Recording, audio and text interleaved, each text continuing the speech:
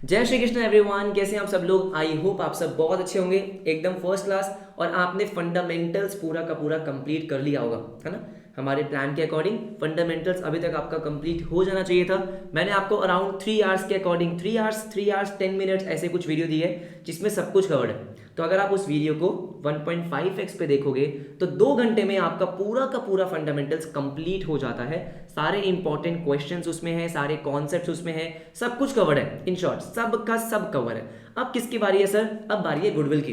Goodwill बहुत ही छोटा सा चैप्टर है, लेकिन इसमें से एक आधा क्वेश्चन बन जाता है गुडविल निकालने के लिए, या फिर एमसीक्यू उसमें आपके छोटे छोटे क्वेश्चंस भी बन सकते हैं। तो इस वीडियो में सब कुछ कवर करेंगे सर। जितने थियोरेटिकल पॉइंट्स हैं वो भी कवर करेंगे, इंपॉर्टेंट क्वेश्चंस, इंपॉर्टेंट कॉन्सेप्ट्स, मतलब इसके अलावा आपको कुछ ज्यादा करने की जरूरत नहीं पड़ेगी। तो आओ फटाफट से गुडविल को शुरू करते हैं और खत्म करेंगे। आपको क्या करना है, पेन और रजिस्टर लेकर बैठना है, और जब तक क्लास खत्म नहीं होती उठना नहीं है। बात समझ में आ गई? आ जाओ फटाफट से। सर सबसे पहले फीचर्स ऑफ गुडविल, इसमें इंपॉर्टेंट क्या है? सबसे पहले क्या है सर कि जो गुडविल है वो इंटैंजिबल एसेट है। इंटैंजिबल एसेट हाँ, लेकिन फिक्टिशियस एसेट नहीं है। इनटैंजिबल एसेट का मतलब क्या होता है कि जिसकी फिजिकल एग्जिस्टेंस नहीं है, जिसको आप देख नहीं सकते, टच नहीं कर सकते, लेकिन वो एक एसेट है, वैल्यूएबल एसेट है, जो आपके बिजनेस का रेवेन्यू इंक्रीज करवाती है, प्रॉफिट इंक्रीज कराती है। फिक्टिशियस एसेट का मतलब क्या होता है? जो बेकार का एसेट होता है, किसी काम का नहीं होता, जिससे कोई बेनिफिट नहीं मिलता। तो गुडविल सर हमारे लिए काम का एसेट है, बेकार का नहीं है, तो it is not a fictitious asset. ठीक है। उसके बाद जो गुडविल की वैल्यूएशन होती है, अगर मुझे किसी भी बिजनेस की गुडविल निकालनी होती है तो भाई वो वैल्यूएशन क्या होती है? सब्जेक्टिव होती है। सब्जेक्टिव का मतलब क्या होता है कि वो डिपेंड करती है पर्सन टू पर्सन। ऐसा क्यों? क्योंकि गुडविल में हम बहुत सारे एजम्पशंस यूज करते हैं। गुडविल के जो भी आप हमारे मेथड्स हैं, उन सारे मेथड्स में कुछ ना कुछ एजम्पशंस चलती रहती है। ऊपर से इतने सारे मेथड हैं और सारे मेथड से आपका आंसर अलग आता है, इसीलिए क्या सब्जेक्टिव। मतलब अगर मैं निकालूंगा तो हो सकता है अलग वैल्यू आए, आप निकालोगे तो हो सकता है अलग वैल्यू आए, इसलिए क्या बोला गया? सब्जेक्टिव है। ठीक है। उसके बाद एक टॉपिक था फैक्टर्स अफेक्टिंग गुडविल, कि गुडविल को अफेक्ट करने के कौन कौन से फैक्टर्स होते हैं। बहुत सारे फैक्टर्स आपके बुक में गिवन है कि यार आपका बिजनेस कहाँ पे लोकेटेड है, आपकी मैनेजमेंट कैसी है, प्रोडक्ट की क्वालिटी क्या है, कस्टमर सर्विस कैसी है ना। सर ये बहुत सारे फैक्टर्स हैं, लेकिन इसमें इंपॉर्टेंट क्या होता है, अगर एमसीक्यू आता है तो क्या आता है कि कौन से ऐसे फैक्टर्स हैं जो गुडविल को अफेक्ट नहीं करते। क्या आता है एमसीक्यू में कि कौन से ऐसे फैक्टर है जो गुडविल को अफेक्ट नहीं करते। हाँ, उसमें आपको एक ऑप्शन दिखेगा, कॉमन टॉपिक होता है, कॉमन क्वेश्चन होता है। क्या सर? वो आपका होगा कस्टमर्स की लोकेशन, है ना। लोकेशन ऑफ कस्टमर्स, मतलब आपको ऑप्शन में कुछ दे रखे होंगे 4 ऑप्शंस, उसमें आपको लोकेशन ऑफ कस्टमर गिवन होगा। भाई कस्टमर कहां पे लोकेटेड है, उससे मेरी गुडविल कैसी इफेक्ट होगी? सही बात है। तो लोकेशन ऑफ कस्टमर से मेरे बिजनेस की गुडविल इफेक्ट नहीं होती, बस इतना ही इंपॉर्टेंट है। ठीक है। इसके बाद एक अकाउंटिंग स्टैंडर्ड है जिसका नाम है अकाउंटिंग स्टैंडर्ड नंबर 26। आपको इसका नाम पता होना चाहिए, बिल्कुल पता होना चाहिए। अकाउंटिंग स्टैंडर्ड 26 एक बहुत ही प्यारी बात बोलता है कि गुडविल जो है ना वो 2 टाइप की होती है। एक होता है सर आपका परचेज्ड गुडविल, एक होता है self generated goodwill. Purchased goodwill मतलब अगर मैंने किसी का बिजनेस खरीदा तो उसके साथ साथ उस बिजनेस की गुडविल भी खरीदी, उसके लिए मैंने कुछ पैसे दिए होंगे। हाँ जी बिल्कुल। सेल्फ जनरेटेड गुडविल का मतलब होता है अपने खून पसीने की मेहनत, कि मैं मेहनत कर रहा हूं अपना एक नाम बनाने की, अपना मार्केट में एक रेप्यूटेशन बनाने की, उससे बोलते हैं सेल्फ जनरेटेड। इंपॉर्टेंट क्या होता है? इंपॉर्टेंट होता है कि हम अपने बुक्स में सिर्फ और सिर्फ परचेज्ड गुडविल को ही रिकॉर्ड करते हैं, सेल्फ जनरेटेड को हम रिकॉर्ड नहीं करते। क्यों? क्योंकि अगेन एक तो उसकी वैल्यूएशन सब्जेक्टिव है, प्लस वो कोई ट्रांजैक्शन नहीं है। मैंने किसी को पैसे नहीं दिए, परचेज्ड गुडविल में मैंने किसी को पैसे दिए हैं और उसकी गुडविल खरीदी है, इसलिए उसको हम बुक्स में रिकॉर्ड करते हैं। उसके बाद आते हैं मेथड्स पे। सर किस पे आएंगे? मेथड्स पे आएंगे, ऑफ कोर्स मेथड्स पे आएंगे। और सबसे इंपॉर्टेंट मेथड क्या है आपका? Average profit method. Sir mainly हमारे यहाँ पे 3 मेथड है, average profit, yes, super profit, हाँ जी, और कैपिटलाइजेशन मेथड। तीनों ही पढ़ेंगे, तीनों के क्वेश्चंस करेंगे, लेकिन आपको पता है सबसे इंपॉर्टेंट और जो हमारा बेस है वो एवरेज प्रॉफिट मेथड है। अच्छा ठीक है। इसके आते हैं फटाफट से, क्या फटाफट से सर क्वेश्चन पे आते हैं। ये जो मैंने आपको दे रखा है नोट्स के लिए, ये आप पढ़ सकते हो, लेकिन मैं आपको फटाफट से नोट्स दिखाऊंगा और फटाफट से क्वेश्चन करेंगे और आपको समझ में आ जाएगा। लेकिन यहाँ पे जो इंपॉर्टेंट चीजें हैं वो मैं आपको एक बार रिवाइज करवा देता हूँ, है ना। देखो सर, जो मुझे एवरेज प्रॉफिट निकालना होता है, वो प्रॉफिट जो है ना वो कौन सा होना चाहिए? वो आपका नॉर्मल बिजनेस प्रॉफिट होना चाहिए। नॉर्मल बिजनेस प्रॉफिट का मतलब क्या होता है कि कुछ भी एबनॉर्मल आइटम्स आपके पास नहीं होने चाहिए, उस प्रॉफिट में इंक्लूडेड नहीं होने चाहिए। अच्छा ठीक है, तो उसके लिए हम क्या करते हैं, फटाफट से देखो, आपको किसी भी साल का प्रॉफिट या लॉस गिवन होगा, हाँ, उसमें आपको एडजस्टमेंट्स करनी है। सर अगर एबनॉर्मल लॉस और एबनॉर्मल प्रॉफिट की बात करें तो एबनॉर्मल लॉस को हम ऐड कर देंगे, एबनॉर्मल गेन्स को हम लेस कर देंगे। सर एबनॉर्मल लॉस आपके प्रॉफिट को कम कर चुका होगा तो उसका इफेक्ट हटाने के लिए क्या कर देते हैं, ऐड कर देते हैं। और एबनॉर्मल गेन्स आपके प्रॉफिट को बढ़ा चुके होंगे तो उसका इफेक्ट हटाने के लिए हम उसको प्रॉफिट को माइनस कर देते हैं। बेसिकली मुझे क्या करना है, इन सब का इफेक्ट हटाना है। मुझे एक नॉर्मल बिजनेस प्रॉफिट चाहिए जो बिजनेस की नॉर्मल ऑपरेटिंग एक्टिविटी से होता है, ठीक है सर। उसके बाद अगर आपने कोई फिक्स्ड एसेट बेचा है, फिक्स्ड एसेट, हाँ, उसको बेचने से अगर आपको कोई लॉस हुआ तो आपने क्या किया, आपने प्रॉफिट एंड लॉस को कम कर दिया, मतलब प्रॉफिट को कम कर दिया। हाँ जी बिल्कुल। मुझे क्या चाहिए सर, ऑपरेटिंग प्रॉफिट चाहिए। आप ये मान के चलो, कैश फ्लो पढ़ा है ना आपने, हाँ, जो मेरा बिजनेस का ऑपरेटिंग प्रॉफिट होता है मुझे वो चाहिए। तो सर ये तो इन्वेस्टिंग वाला है, फिक्स्ड एसेट हमारा कोई नॉर्मल काम थोड़ी है बेचना। हाँ जी, तो अगर लॉस हुआ है तो मैंने प्रॉफिट को कम किया होगा, उसका इफेक्ट हटाने के लिए ऐड बैक कर देंगे, सही बात है। सिमिलरली सर अगर फिक्स्ड एसेट को बेच के मुझे गेन हुआ है तो प्रॉफिट को बढ़ाया होगा, इफेक्ट हटाने के लिए माइनस कर देंगे। उसके बाद आता है सर ओपनिंग स्टॉक और क्लोजिंग स्टॉक का गेम। ये मैंने आपको पहले भी बहुत डिटेल में समझाया हुआ है। देखो बहुत ही सिंपल होता है, आपको हमेशा क्या मान के चलना होता है, एक बहुत ही सिंपल सी चीज कि यार जो ओपनिंग स्टॉक है वो आपका एक्सपेंस है, ठीक है, और क्लोजिंग स्टॉक आपकी इनकम है ना। ट्रेडिंग अकाउंट में अगर आपको याद हो तो ओपनिंग स्टॉक डेबिट साइड पे आता है और क्लोजिंग स्टॉक क्रेडिट साइड पे आता है, सही बात है। अगर आपको बोला है कि क्लोजिंग स्टॉक जो है वो अंडर वैल्यू है, अंडर वैल्यू का मतलब क्या होता है कि आपने उसकी वैल्यू कम दिखा रखी है। सर क्लोजिंग स्टॉक मतलब इनकम, हाँ जी, अगर आपने उसकी वैल्यू कम दिखा रखी है मतलब अपने क्लोजिंग स्टॉक की वैल्यू कम दिखाई है, मतलब इनकम कम दिखाई है, तो भाई उसको बढ़ाएंगे ना सर, प्रॉफिट को बढ़ाएंगे, इसीलिए इसको क्या किया, ऐड किया, सही बात है। सिमिलरली अगर क्लोजिंग स्टॉक क्या होगा सर, ओवर वैल्यूड होगा, आपने अपने क्लोजिंग स्टॉक की वैल्यू ज्यादा दिखा रखी होगी, मतलब इनकम ज्यादा दिखा रखी होगी, हाँ जी बिल्कुल, तो भाई उसका इफेक्ट हटाने के लिए माइनस करेंगे।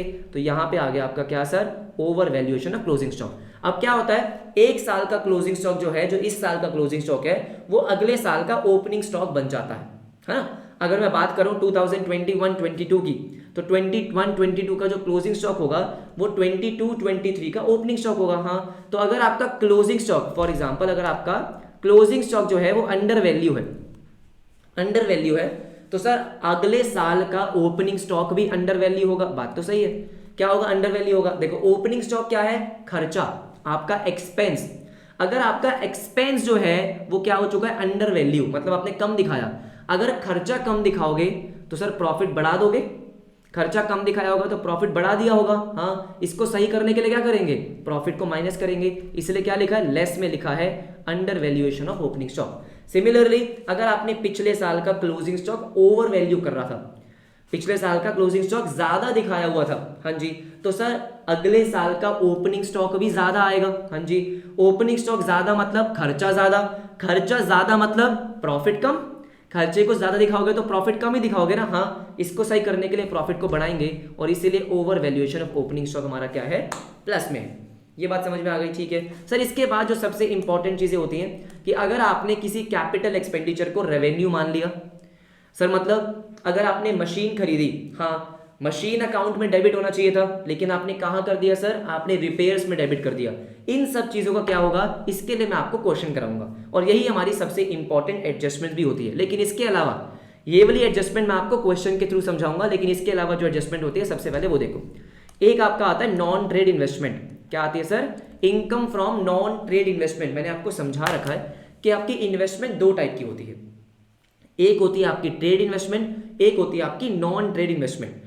ट्रेड इन्वेस्टमेंट का मतलब क्या होता है कि आपने अपने बिजनेस पर्पस के लिए इन्वेस्टमेंट करी है। ट्रेड मतलब बिजनेस, हाँ, कि अगर मान लो फॉर एग्जांपल कि अगर जैसे मेरा कोचिंग का बिजनेस है, मान लेते हैं, है ना, मैं ट्यूशन सर्विसेज से कुछ देता हूँ, हाँ, अगर मैंने किसी कोचिंग कंपनी में या कोचिंग वाले बिजनेस में इन्वेस्टमेंट करी है तो भाई वो मैंने अपने बिजनेस को ग्रो करने के लिए करी है। यस और नो, सही बात है, बिल्कुल सही बात है, उसको बोलते हैं ट्रेड इन्वेस्टमेंट। अगर ट्रेड इन्वेस्टमेंट से मुझे कोई फायदा होता है तो ये तो सही है, वो तो बिजनेस का ही प्रॉफिट हुआ, बिल्कुल। लेकिन नॉन ट्रेड इन्वेस्टमेंट क्या होती है, जो मैंने अपने बिजनेस के पर्पज से नहीं करी है, सिर्फ कुछ एक्स्ट्रा पैसे कमाने के लिए करी है। सर जैसे मैंने अपना पैसा म्यूचुअल फंड्स में डाल दिया, अपना पैसा स्टॉक मार्केट में डाल दिया, एफडी में डाल दिया, कहीं भी डाल दिया, क्यों? क्योंकि इससे कुछ एक्स्ट्रा इनकम आती है। क्या ये बिजनेस पर्पस के लिए है? नहीं सर, बिजनेस पर्पस के लिए तो नहीं है ना। हमें क्या निकालना है? Normal business profit. तो अगर कोई नॉन ट्रेड इन्वेस्टमेंट है, यस, उससे इनकम हुई है सर, उसको हम हटाएंगे, प्रॉफिट में से हटाएंगे, इसलिए मैंने क्या कर दिया? माइनस कर दिया।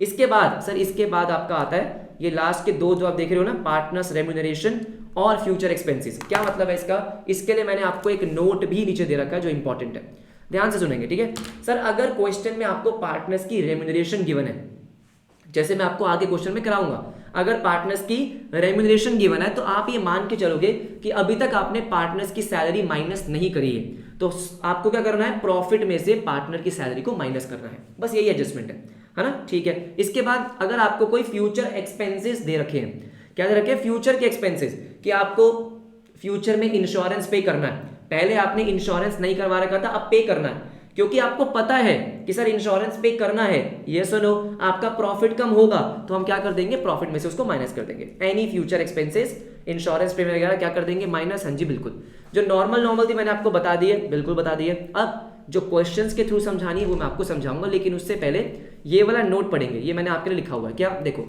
अगर आपको कोई भी एडजस्टमेंट गिवन है, लेकिन आपको ये नहीं बताया कि वो एडजस्टमेंट आपको किस पर्टिकुलर ईयर से करनी है। सर मतलब जैसे अगर आपको पार्टनर्स का रेम्यूनरेशन गिवन है, हाँ सर पार्टनर्स का रेम्यूनरेशन नॉर्मली गिवन है, किस ईयर से माइनस करना ये आपको नहीं पता, तो हम हमेशा क्या करेंगे? सारे ईयर में से माइनस करेंगे। अगर आपको कोई भी एक्सपेंस गिवन है, जैसे इंश्योरेंस का एक्सपेंस भी मान लो, अगर इंश्योरेंस का एक्सपेंस है लेकिन आपको नहीं बताया कि किस ईयर से वो रिलेटेड है, तो हम क्या करेंगे सर? सारे ईयर से माइनस करेंगे। हाँ जी, यही मैं आपको क्वेश्चन में दिखाऊंगा। आ जाओ फटाफट से सीधा क्वेश्चन पे आते हैं। देखो सारे इंपॉर्टेंट क्वेश्चन ही डाल रखे मैंने इसमें। देखो, ए, बी और C they are partner sharing profit and losses equally, ठीक है। They agree to admit D for equal share, alright. For this purpose goodwill is to be valued at 3 years purchase of average profit. आपको पता है sir, goodwill का एक simple सा formula होता है, क्या होता है? गुडविल इज इक्वल्स टू जो भी आपका एवरेज प्रॉफिट आएगा multiply by number of years purchase, है ना। आपको यहाँ पे क्या गिवन है? 3 years परचेज, मतलब नंबर ऑफ ईयर्स परचेज 3 है, मुझे बस अब एवरेज प्रॉफिट निकालना है, हो जाएगा, ठीक है। Of last 5 years which were as follows, आपको 5 साल के प्रॉफिट गिवन है और आपको एक एडजस्टमेंट गिवन है जो कि इंपॉर्टेंट है। देखो, ऑन 1 October 2015, तो सबसे पहले आप देखो कौन से ईयर की एडजस्टमेंट है, ईयर को आइडेंटिफाई करो। देखो 1 October 2015 का मतलब क्या है? कौन सा ईयर होगा सर? 15-16, मतलब कब एंड होगा? 31 March 16, सही बात है। ईयर गलत कर दोगे तो क्वेश्चन गलत हो जाएगा, ठीक है सर। 2 लाख का प्रॉफिट आपको गिवन है, इसमें आपको बोला है 1 October 2015 में a computer costing 40,000 was purchase. अब अगर आपने कोई कंप्यूटर परचेज किया है तो वो क्या है? आपका कैपिटल एक्सपेंडिचर, फिक्स्ड एसेट है, ठीक है। Debited to office expense account, तो ये कौन सी एडजस्टमेंट है कि आपने एक कैपिटल एक्सपेंडिचर किया लेकिन उसको क्या ट्रीट कर लिया? रेवेन्यू एक्सपेंडिचर ट्रीट कर लिया, यही तो एडजस्टमेंट है। हाँ जी बिल्कुल। क्यों सर? क्योंकि हमको ये बैलेंस शीट में डालना चाहिए था ना, कंप्यूटर खरीदा है तो ये तो बैलेंस शीट में जाएगा, बिल्कुल सही। इसका डेप्रिसिएशन जाएगा प्रॉफिट एंड लॉस में, लेकिन आपने गलती क्या कर दी? ये 40,000 का 40,000 आपने एक एक्सपेंस मान लिया, मतलब पूरा का पूरा प्रॉफिट एंड लॉस में डाल दिया। आपने पूरा 40,000 डाल दिया प्रॉफिट एंड लॉस में, तो गलती हो गई ना। तो सबसे पहले देखो क्या हुआ, आपने 40,000 से प्रॉफिट कम कर दिया, होना चाहिए था नहीं, तो हम क्या करेंगे सर? इस साल के प्रॉफिट में पहले तो 40,000 को ऐड करेंगे। हाँ, अब देखो क्या होगा, अगर आप इसका ट्रीटमेंट सही करते तो क्या होता सर? ये 40,000 बैलेंस शीट में आते और इसका क्या होता? डेप्रीसिएशन लगता, और वो depreciation profit and loss account में जाता। क्योंकि आपने इसको बैलेंस शीट में डाला ही नहीं, इसको एसेट बनाया ही नहीं, तो आपने इस पे डेप्रीसिएशन भी नहीं लगाया, सही बात है। तो अब हमें सही करने के लिए डेप्रीसिएशन लगाना पड़ेगा, बिल्कुल। पहले आपने क्या किया? पहले आपने 40,000 से प्रॉफिट को बढ़ाया, क्योंकि 40,000 मेरा खर्चा नहीं है, मेरा खर्चा क्या होता है? इसका डेप्रीसिएशन, तो डेप्रीसिएशन हम माइनस करेंगे, बिल्कुल। अब डेप्रीसिएशन लगाते टाइम आपको बहुत ही ज्यादा केयरफुल रहना है। देखो आपने ये कब खरीदा? 1 October को, तो डेप्रीसिएशन 1 October से ही लगेगा। 1 October 2015 से लेके आपके 31 March 2016 तक, मतलब 6 महीने का। हाँ जी 6 महीने का आ जाएगा, बिल्कुल आ जाएगा। कैसे? 40,000 आसान है, 25% आपको डेप्रीसिएशन दे रखा है, बिल्कुल दे रखा है, मल्टीप्लाई बाय 6/12। इसको सॉल्व करेंगे, 40,000 25%, सर ये आपका कितना आ रहा है? 5,000 रुपये, तो 5,000 आपने माइनस किया, बिल्कुल। अब एक चीज हमें आपको हमेशा ध्यान रखनी है कि जब भी आप डेप्रीसिएशन की एडजस्टमेंट कर रहे हो, हाँ, तो वो सिर्फ एक साल में नहीं होगी, उसके आने वाले हर साल में होगी। क्यों सर? क्योंकि भाई आपने गलती 2016 में करी है, तो 2017 में भी तो आपने डेप्रिसिएशन नहीं लगाया होगा। आप सोचो, क्या आपने 17 में लगा दिया होगा? नहीं। जब आपने उसको अपना एसेट ही नहीं माना तो डेप्रिसिएशन तो किसी भी साल में नहीं लगा। तो डेप्रिसिएशन की एडजस्टमेंट हमेशा आपको जिस साल की गिवन है उस साल में तो करनी है, उसके आगे आने वाले हर साल में करनी है। ये भी मैंने आपको नोट्स में लिखवा रखा है। देखो, whenever depreciation adjustment is made, always remember that adjustment will be made in the next years as well. ये नोट्स मैंने इस तरीके से बनाया कि सारे इंपॉर्टेंट पॉइंट्स आपको इसमें मिल जाएंगे, ठीक है। तो सर नेक्स्ट ईयर भी बिल्कुल। अब यहाँ पे आपको पता है डेप्रिसिएशन के दो मेथड होते हैं, एक होता है स्ट्रेट लाइन मेथड और एक होता है रिटन डाउन वैल्यू। यहां पे कोई भी आपको मेथड का मेंशन नहीं है ना। तो हम क्या मानते हैं हमेशा? Straight line method. और स्ट्रेट लाइन मेथड में क्या होता है, जो भी आपके एसेट की कॉस्ट होती है उसी पे लगता है हमेशा डेप्रिसिएशन। अगले साल क्या होगा सर? पूरे 12 महीने का लगेगा, क्योंकि अगले साल तो आपने पूरे साल यूज किया होगा। बिल्कुल। तो सर ये हो गया 10,000 रुपए। तो अगले साल आपने क्या किया? 10,000 को माइनस कर दिया। अब आराम से आप क्या निकाल लोगे? नॉर्मल बिजनेस प्रॉफिट, जैसे मैंने आपको आंसर में दिखा रखा है कि पहले 3 साल में कोई एडजस्टमेंट नहीं है, वही उनका नॉर्मल बिजनेस प्रॉफिट है, ठीक है। सर 2016 में क्या हुआ? 40,000 ऐड करना है, 5,000 माइनस करना है, परफेक्ट। आपका नॉर्मल बिजनेस प्रॉफिट आ जाएगा 2 लाख प्लस 40, 2 लाख 40 माइनस 5, 235। और नेक्स्ट ईयर आपको 10,000 माइनस करना है, 175। तो क्या करेंगे सर? जो भी आपके ये 5 साल का नॉर्मल प्रॉफिट है, अब निकालेंगे एवरेज। कैसे निकाला? टोटल कितना आया? 6 लाख। 5 साल का है तो एवरेज आ गया 1,20,000। अब आपके पास एवरेज प्रॉफिट है 120, नंबर ऑफ ईयर्स परचेज आपको गिवन था 3, आपके गुडविल आ गई 360। आसान है? अरे बोलो हाँ या ना। बहुत ही आसान है। हाँ जी बहुत ही आसान है। फटाफट से आते हैं नेक्स्ट क्वेश्चन पे। आ जाओ। अच्छे क्वेश्चन है, टेंशन मत लो, सारे अच्छे क्वेश्चन मैं आपको करवा दूंगा। A and B, their partners, sharing profits in the ratio of 3:2. Yes, they decided to admit Manu as a partner from 1st April 19. No problem, ठीक है। Manu will be given 2/5 share of profit. देखो goodwill निकालते time in चीजों का कोई relevance नहीं है। आपको क्या बोला है? Goodwill of the firm will be valued eight 2 years purchase of 3 years normal average profit. Sir मतलब नंबर ऑफ ईयर्स परचेज कितना है? 2 साल। हाँ जी। और पिछले 3 साल का एवरेज प्रॉफिट मुझे लेना है, कोई दिक्कत नहीं है। 3 साल का प्रॉफिट आपको गिवन है, तो ध्यान से देखते हैं। सर पहले साल का 19, 18, 17 आपको इस ऑर्डर में गिवन है, ध्यान रखना, ठीक है सर। तो हम 2017 से शुरू करेंगे, पहले साल से, ठीक है। आपको प्रॉफिट गिवन है 1,10,000 का, बोला including the profit of 30,000 on sale of fixed asset. मुझे बताओ, अभी मैंने आपको बताया कि फिक्स्ड एसेट से जो भी सेल या लॉस होगा वो हमारा नॉर्मल प्रॉफिट या लॉस तो नहीं है ना, नहीं, उसको हटाना पड़ेगा। तो ये क्या बोल रहा है? इस प्रॉफिट में 30,000 आपके एबनॉर्मल प्रॉफिट है। ये एसेट बेचने से जो गेन हुआ वो यहाँ पे क्या है? इंक्लूडेड। तो क्या करेंगे सर? हटा देंगे, माइनस कर देंगे। बिल्कुल। तो हमने क्या किया सर? 30,000 को माइनस कर दिया। उसके बाद 2018 की बात करते हैं। आपको पहले से ही लॉस दे रखा है, 80,000 का क्या है सर? पहले से ही लॉस है, बिल्कुल सही। Includes voluntary retirement compensation paid 1,10,000। अब ये कैश फ्लो में भी है, मैं आपको कैश फ्लो का टॉपिक भी रिवाइज करवा देता हूं। सर क्या होता है जो वॉलंटरी रिटायरमेंट कॉम्पेंसेशन है, ये मैंने आपको एक अलग से वीडियो में समझाया भी हुआ है, पता नहीं आपने देखा है नहीं देखा। वॉलंटरी रिटायरमेंट स्कीम का मतलब क्या होता है कि जब एम्प्लॉय अपनी रिटायरमेंट एज से पहले रिटायर होता है, कंपनी उसको ऑप्शन देती है कि भाई आप पहले रिटायर हो सकते हो 2, 3, 4, 5 साल पहले। अच्छा ठीक है। और कंपनी उनको क्या करती है? एक कॉम्पेंसेशन पे करती है। तो ये एक नॉर्मल सैलरी नहीं है, सैलरी तो हमारे बिजनेस का नॉर्मल एक्सपेंस होता है, लेकिन जो वॉलंटरी रिटायरमेंट कॉम्पेंसेशन होता है ये नॉर्मल बिजनेस एक्सपेंस नहीं होता है, एक तो नॉन रिकरिंग भी होता है। हाँ जी बिल्कुल। तो ये क्या है? एक एबनॉर्मल आइटम है, एक्स्ट्रा ऑर्डिनरी आइटम है। ये सुनो सर, एबनॉर्मल आइटम है। हाँ जी बिल्कुल। तो इसमें आपको क्या बोला कि जो आपको 80,000 का लॉस है, इसमें आपने 1,10,000 का खर्चा ऐसा इंक्लूड कर रखा है जो नॉर्मल नहीं है। तो हम क्या करेंगे? ऐड करेंगे खर्चे को। आपने खर्चा माइनस किया, आपका ऐड करेंगे तो -80, क्योंकि लॉस था, ये क्या है सर? लॉस। हाँ, इसमें 1,10,000 ऐड करोगे तो आपका प्रॉफिट आ जाएगा 30,000 का। -80 प्लस 1,10,000, बहुत बढ़िया। इसके बाद profit of 30,000 after debiting loss of stock by fire 40,000। Again क्या हुआ है? बाय फायर एबनॉर्मल आइटम है। आग लगना कोई नॉर्मल है क्या? नहीं सर, राइट, एक्स्ट्रा ऑर्डिनरी है, एबनॉर्मल आइटम है। तो अगेन आपने क्या कर रखा है? 40,000 का एक्सपेंस इसमें इंक्लूड कर रखा है। क्या करेंगे? दोबारा से ऐड करेंगे तो 30 में 40 ऐड किया, 70 आ गया। बस सिंपल सी बात है, बहुत सिंपल है। ये आपका टोटल प्रॉफिट आ गया 70, 30, 1 लाख और 80, 180। सर 3 साल है, 3 से डिवाइड किया कितना आ गया 60,000 और नंबर ऑफ ईयर्स परचेज 2 था तो 120 की गुडविल आ गई।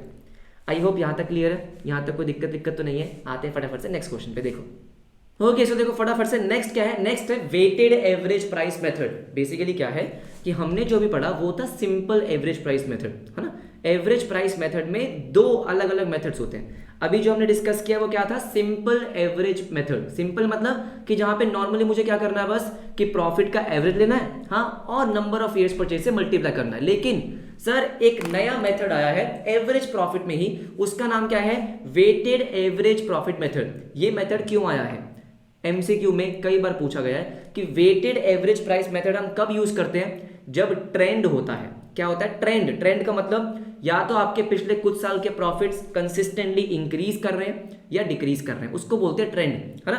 तो अगर इंक्रीजिंग या डिक्रीजिंग ट्रेंड होता है तो ये वाला मेथड ज्यादा सूटेबल होता है ना। ध्यान रखना, एक चीज का ध्यान रखना कि अगर आपको क्वेश्चन में बोला जाए कि weighted average profit method use करना है लेकिन आपको प्रॉफिट्स ट्रेंड में नहीं दिख रहे, तो ये मत बोल के आना कि नहीं हम ये मेथड यूज नहीं कर रहे क्योंकि हमारा ट्रेंडिंग प्रॉफिट नहीं है। नहीं, आपको अगर क्वेश्चन में बोलेंगे कि weighted average profit method use करना है तो वो करके आना।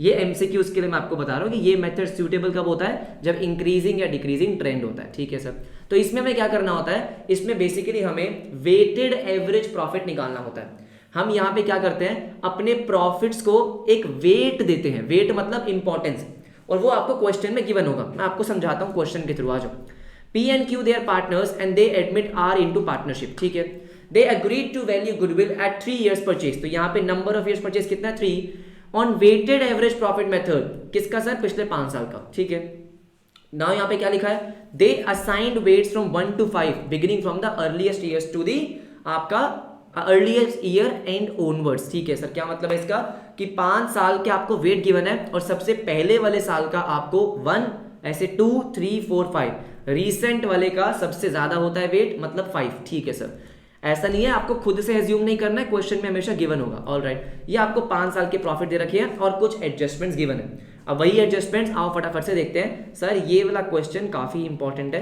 क्योंकि इसमें मैंने एडजस्टमेंट्स भी अच्छी ली है और मेथड भी वेटेड एवरेज है। तो देखो ध्यान से, सबसे पहली एडजस्टमेंट क्या है वो देखते हैं। A second hand machine was purchased for 5 lakh on 1st July 2017। सबसे पहले ईयर को आइडेंटिफाई करो, किस ईयर में एडजस्टमेंट करनी है। देखो अगर ये बोल रहा है 1st जुलाई 2017 मतलब सर 17-18 की बात है। ओके ठीक है, and ₹1 lakh were spent to make it operational. अब आपको पता है एक मशीन का कॉन्सेप्ट होता है कि आपने अगर कोई मशीन परचेज करी है, हाँ, जब तक वो मशीन रेडी टू यूज नहीं हो जाती तब तक जो भी आप मशीन पे खर्चा करते हो वो सब मशीन में ही ऐड होता है, वो एक मशीन का ही पार्ट बनता है। मतलब जैसे आपने यहाँ पे मशीन खरीदी है 5 लाख की, ठीक है, और 1 लाख रुपए आपने उस पर और लगाए हैं टू मेक इट ऑपरेशनल, तो इसका मतलब मशीन 6 लाख की है। बात समझ में आ गई? वो 1 लाख रुपए जो आपने स्पेंड करे हैं वो भी आपके मशीन के कॉस्ट में ही ऐड हो जाते हैं। ठीक है सर, ऑल राइट। नाउ गलती क्या हो गई, ₹1 lakh were wrongly debited to repairs account. तो अगेन क्या हो गया कि सर वो 1 लाख रुपए भी तो मशीन का ही पार्ट है। हाँ जी बिल्कुल, वो भी आपको मशीन में ही ऐड करने थे, तो वही गलती है कि ये कैपिटल एक्सपेंडिचर था और आपने रेवेन्यू एक्सपेंडिचर मान लिया। मतलब कि ये 1 लाख भी मशीन में ही ऐड होने हैं, ये 1 लाख मशीन ही है sir, this 1 lakh is machine, लेकिन आपने इसको रिपेयर अकाउंट में डाल दिया, मतलब प्रॉफिट एंड लॉस अकाउंट में डाल दिया। ये देखो ये 5 लाख की बात नहीं कर रहा है जो 5 लाख की मशीन खरीदी है, मतलब ये है कि 5 लाख का ट्रीटमेंट सही हुआ है, 5 लाख रुपीज में कोई गलती नहीं है। गलती किस में है? गलती 1 लाख रुपीज में है। 1 लाख रुपीज भी सर मशीन का पार्ट था, ये आप भूल गए और आपने इसको कहां डाल दिया? प्रॉफिट एंड लॉस अकाउंट में डाल दिया। तो क्या करेंगे, देखो आपने क्या किया, इस 1 लाख रुपए से क्या किया होगा? प्रॉफिट को कम। अगर आपने एक्सपेंस रिकॉर्ड कर लिया तो प्रॉफिट को कम किया होगा। हम क्या करेंगे सर, हम इसको ऐड कर देंगे। सबसे पहले हमने इसको ठीक करा। अब मेरी बात ध्यान से सुनो सर, मशीन पे 20% per annum return down value method से आपको डेप्रिसिएशन लगाना है। इसका मतलब क्या है, देखो अगर ये 1 लाख रुपए आप मशीन में ही ऐड करते तो इस 1 लाख रुपए पे भी आप क्या लगाते? डेप्रिसिएशन। यस, लेकिन आपने वो तो लगाया ही नहीं। क्या आपने लगाया डेप्रिसिएशन? नहीं, आपने 5 लाख पे लगाया होगा, वो ठीक है, लेकिन इस 1 लाख पे भी तो लगाना था। ये 1 लाख भी तो मशीन ही है। हाँ जी बिल्कुल, नहीं लगाया ना, हाँ जी नहीं लगाया, तो हम लगाएंगे डेप्रिसिएशन एब्सोल्युटली 100% यस, यस और नो। तो हम क्या करेंगे, अगेन डेप्रिसिएशन लगाएंगे 20%। अब देखो अगर मैं 17-18 की बात करता हूँ तो ये कब की बात है, 1 जुलाई की। तो 1 जुलाई से लेके 31 मार्च 9 महीने होते हैं, हाँ। तो सर इसमें तो 9 महीने का आएगा डेप्रिसिएशन, तो 1 लाख रुपीज़ जो एक तरीके से मशीन ही है मल्टीप्लाई बाय 20% 9 महीने के लिए, ठीक है। तो 1 लाख इसका आपने 20% निकाला 9 महीने के लिए 15,000 आ रहा है। तो सर हम 15,000 17-18 से माइनस करेंगे। हाँ, अब मैंने आपको क्या कहा था कि डेप्रीसिएशन की एडजस्टमेंट आगे आने वाले सालों में भी होती है, बिल्कुल। तो डेप्रीसिएशन की एडजस्टमेंट 18-19 में भी होगी। अब बहुत ध्यान से, रिटर्न डाउन वैल्यू का मतलब क्या होता है कि डेप्रीसिएशन हमेशा आपके रिटर्न डाउन वैल्यू पे लगता है, बुक वैल्यू पे लगता है। आपके पास ये 1 लाख का था, ठीक है, इस पे आपने 17-18 में 15,000 रुपये का डेप्रीसिएशन लगा दिया। तो सर अब ये मशीन का पार्ट कितने का हो गया, 85 का। इसको हम क्या बोलते हैं, return down value, depreciation minus करने के बाद की वैल्यू, है ना। इस पे लगेगा अब डेप्रीसिएशन, हाँ जी बिल्कुल। तो 18-19 पूरे साल पे लगेगा, पूरे साल आपने मशीन यूज करी होगी। तो 85,000 का 20% दैट इज 17,000, ये मैं 18-19 से माइनस करूंगा। आई होप आपको ये समझ में आ गया होगा, पूरा समझा दिया मैंने आपको दोबारा से, ठीक है। सर उसके बाद सेकेंड एडजस्टमेंट देखो, अगेन अच्छी एडजस्टमेंट, क्या बोल रहे हैं, closing stock on 31 March 18 was under valued bye 50,000। क्या मतलब है इसका, सबसे पहले तो कौन से ईयर की बात कर रहा है, 18, दैट इज अगेन ये वाला ईयर ही है 17-18, ठीक है। क्लोजिंग स्टॉक आपका अंडर वैल्यू है, मैंने आपको क्या कहा है, क्लोजिंग स्टॉक को इनकम मान के चलो, क्योंकि वो ट्रेडिंग के क्रेडिट साइड पे आता है, ठीक है। अंडर वैल्यू मतलब आपने कम दिखाया हुआ है, हाँ जी कम दिखाया हुआ है, तो प्लस कर देंगे, बिल्कुल। सर हमने 17-18 में इसको प्लस करना है कितना, 50,000 से, बहुत बढ़िया। अब आपको पता है कि इस साल का जो क्लोजिंग स्टॉक होगा, क्या वो अगले साल का ओपनिंग स्टॉक होगा, बिल्कुल होगा। अब ये देखो, ये एडजस्टमेंट आपको ध्यान रखनी है कि सर क्लोजिंग स्टॉक की एडजस्टमेंट जो आप जिस साल में कर रहे हो, उसके अगले साल ओपनिंग स्टॉक की एडजस्टमेंट भी आपको करनी होगी, मेंशन नहीं होगा वो, ठीक है। सर इस साल का क्लोजिंग स्टॉक, अगले साल का ओपनिंग स्टॉक, तो इसका मतलब 18-19 का जो ओपनिंग स्टॉक होगा वो भी तो अंडर वैल्यूड होगा। अगर पिछले साल का क्लोजिंग स्टॉक आपने अंडर वैल्यू दिखा रखा है, तो अगले साल का ओपनिंग स्टॉक भी अंडर वैल्यू है, बिल्कुल सही बात है। तो 18-19 में भी एडजस्टमेंट करनी पड़ेगी, हाँ जी बिल्कुल करनी पड़ेगी। तो ओपनिंग स्टॉक अंडर वैल्यू का मतलब क्या हो गया, ओपनिंग स्टॉक मतलब आपका एक्सपेंस, क्या है sir, expense, expense under valued, expense को कम दिखाया आपने। एक्सपेंस को कम दिखाना मतलब प्रॉफिट को ज्यादा दिखाना, तो सही करने के लिए क्या करेंगे सर, प्रॉफिट को कम करेंगे। इसका मतलब अगले साल 50,000 माइनस होगा, ऐसे ही होता है सर। अगर आप देखोगे तो ऐसे ही होता है कि अगर एक साल में क्लोजिंग स्टॉक की एडजस्टमेंट प्लस हो रही है तो अगले साल में वो माइनस हो जाती है, इस साल में माइनस हो रही है तो अगले साल में वो प्लस हो जाती है। अच्छा ठीक है, ये हो गया सर। उसके बाद आते हैं थर्ड एडजस्टमेंट पे। थर्ड एडजस्टमेंट हमें क्या बोलती है, remuneration to partners was to be considered as charge against profit, मतलब आपको देनी है, हाँ जी। एंड रेम्यूनरेशन ऑफ ₹20,000 पर ईच, सर ये वाला पॉइंट ना इंपॉर्टेंट है, इसमें बहुत बच्चे गलती करते हैं। 20,000 पर each for each partner was considered appropriate. अब ध्यान से सुनो सर, मैंने आपको क्या कहा कि अगर किसी भी एडजस्टमेंट का आपको एक ईयर स्पेसिफाइड नहीं है, सारे ईयर में आपको वो एडजस्ट करना पड़ेगा। आपको बोला रेम्यूनरेशन चार्ज अगेंस्ट प्रॉफिट है, मतलब आपको प्रॉफिट में से माइनस करना ही करना है, और 20,000 पर ईच। अब सुनो ध्यान से, सर कितने पार्टनर है, पहले कितने थे, 2। सर एक का एडमिशन हुआ है, वो तो अभी हुआ है ना। ध्यान रखना एडजस्टमेंट हमेशा पुराने पार्टनर्स की करनी है। किसकी सर, पुराने पार्टनर्स की, हाँ जी बिल्कुल सर। मतलब 20,000 पर एनम ईच पार्टनर है, तो टोटल रेम्यूनरेशन एक साल की 40,000 मानी जाएगी। नए वाले पार्टनर को कंसिडर नहीं करना, नहीं, न्यू पार्टनर को कंसिडर नहीं करना है। 20,000 पर एनम आपको ये क्या लेना है, 40,000 लेना है। और क्या करेंगे सर, हर साल से माइनस करेंगे, फ्रॉम एवरी ईयर आपको 40,000 माइनस करना है। ओ गॉट इट, ठीक है, बात समझ में आ गई। फ्रॉम एवरी ईयर, हाँ जी ये क्वेश्चन हो गया। आंसर देखते हैं इसका फटाफट से, देखो ठीक है, आराम से देखते हैं, आराम से। इसकी प्रेजेंटेशन अलग तरीके से भी कर सकते हैं, जो आपका वो हॉरिजॉन्टल वाला फॉर्मेट होता है, किसी भी तरीके से कर सकते हो। तो 14-15 जो हमारा फर्स्ट ईयर है, उसमें देखो एडजस्टमेंट क्या है, सिर्फ हमें 40,000 माइनस करना है, ठीक है। तो ये एडजस्टमेंट में 40,000 आपको माइनस दिख रहा है, बिल्कुल। अब देखो यहाँ पे ये आपका नॉर्मल प्रॉफिट आ गया, 125 में से 40 माइनस किया तो कितना आ गया सर, 85।